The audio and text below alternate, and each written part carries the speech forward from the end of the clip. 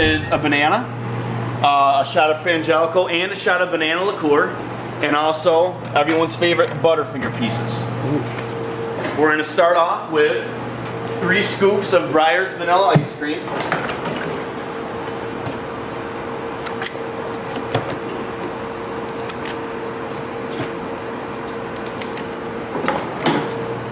Next, we'll add our banana,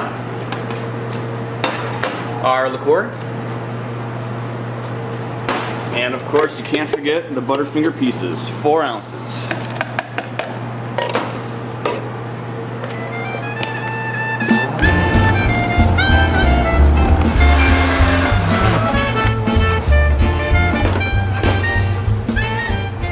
Then we put it in our glass.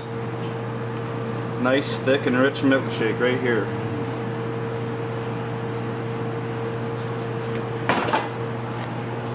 A little bit of everybody's favorite. And then we'll top it with a little bit more of the Butterfinger.